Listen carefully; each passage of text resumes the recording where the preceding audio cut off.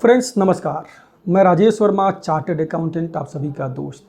आज बताऊंगा आपको कि पीएमएजीपी लोन के लिए प्रोजेक्ट रिपोर्ट कैसे बनता है और प्रोजेक्ट रिपोर्ट में किन किन बातों का ध्यान रखना है। फ्रेंड्स, सबसे पहले जो बात यहाँ पर आपको समझने लायक है वो है कि जो प्रोजेक्ट रिपोर्ट है वो एक नए बिजनेस का होना चाहिए, क्योंकि पीएमएजीपी स्कीम के तहत लोन सिर्फ न्यू बिजनेस सेटअप के लिए मिलता है, पुराने के लिए नहीं मिलता है। दूसरा, आप चेक करिए कि जो आप बिजनेस शुरू करने जा रहे हैं वो इस स्कीम के निगेटिव लिस्ट में नहीं आता है, यानी मांस मछली दारू वगैरह का व्यापार आप नहीं करने जा रहे हैं। आपका प्रॉपर जो एलिजिबल एक्टिविटी है वही कर रहे हैं। अब पीएमएजीपी स्कीम के तहत लोन लेने के लिए जो आपका प्रोजेक्ट है, जो प्रोजेक्ट रिपोर्ट आप बनाने जा रहे हैं, उसमें कैपेक्स का होना, कैपिटल एक्सपेंडिचर का होना आवश्यक है।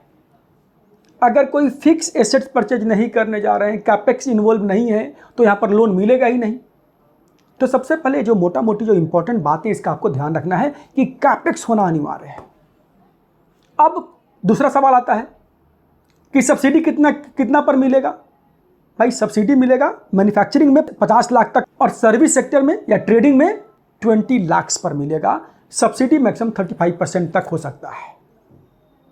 लेकिन एक सवाल आता है कि जो मेरा बिजनेस है वहां पर 1 करोड़ का खर्चा है, तो क्या अप्लाई हो सकता है? क्या आंसर है बिल्कुल जी हां, अप्लाई हो सकता है। आप लोन 1 करोड़ तक का भी अप्लाई कर सकते हैं, 2 करोड़ का भी अप्लाई कर सकते हैं, कोई दिक्कत नहीं है। लेकिन जो सब्सिडी मिलेगा आपको, सब्सिडी 50 लाख या 20 लाख जो भी आपका लिमिट है, उसी अमाउंट पर सब्सिडी आपका कैपिंग उतने का रहेगा। आप लोन बैंक आपको एक्स्ट्रा दे सकता है। जो बाकी का लोन है वो स्कीम में कवर नहीं होगा, लेकिन लोन तो बैंक आपको बिजनेस के लिए नॉर्मली दे ही सकता है। दूसरा है कि जो आप प्रोजेक्ट रिपोर्ट बनाएंगे तो कुछ आपका फिक्स एसेट्स का आएगा। भाई, लैंड और बिल्डिंग बनाने का कॉस्ट यहाँ पर प्रोजेक्ट के पार्ट में नहीं आएगा, यानी लैंड परचेज करने का जो कॉस्ट है that is never part of project cost, तो प्रोजेक्ट कॉस्ट के पार्ट में आएगा ही नहीं। या फिर कोई बिल्डिंग बना रहे हैं नया, तो बिल्डिंग का कॉस्ट भी प्रोजेक्ट में नहीं आएगा। हाँ, कोई अगर वर्किंग शेड बना रहे हैं, मशीन के लिए बेस बना रहे हैं, तो वो सब प्रोजेक्ट कॉस्ट का पार्ट आपका माना जाएगा। तो जो आपका फिक्स एसेट्स का पार्ट है, जो कैपिटल का पार्ट है और जो वर्किंग कैपिटल का पार्ट है, तो वर्किंग कैपिटल मैन्युफैक्चरिंग सेक्टर में मैक्सिमम 40% टोटल प्रोजेक्ट कॉस्ट का, और सर्विस सेक्टर में मैक्सिमम 60% हो सकता है। तो ये आपको कुछ इंपॉर्टेंट बातें हैं जो प्रोजेक्ट रिपोर्ट बनाने में ध्यान रखना है। और प्रोजेक्ट रिपोर्ट में सिर्फ कैलकुलेशन करके मत दीजिए, उसके साथ प्रोजेक्ट के बारे में ब्रीफ, आपका अपना प्रोफाइल, आपका अपना एक्सपीरियंस, प्रोजेक्ट का बैकवर्ड फॉरवर्ड लिंकेज कैसे करेंगे। सपोज आप काम करने जा रहे हैं, जो यूनिट लगाने जा रहे हैं वो लगा रहे हैं आटा चक्की का, तो आटा चक्की लगाने के लिए मशीन का ठीक आपने कोटेशन ले लिया कि ये मशीन लगेंगे वहाँ पर, ये प्लांट लगेंगे वहाँ पर, इसका कोटेशन आ गया। उसके लिए वाले शेड बनेगा, ऐसे साइट प्रिपरेशन होगा, ये सब आपने कर लिया। लेकिन उस मशीन में पीसेंगे क्या? क्या आपके एरिया में क्वालिटी व्हीट गेहूँ मिलता है? कहाँ सोर्स करेंगे, कहाँ से लेकर के आएंगे गेहूँ? ये हो गया बैकवर्ड लिंकेज।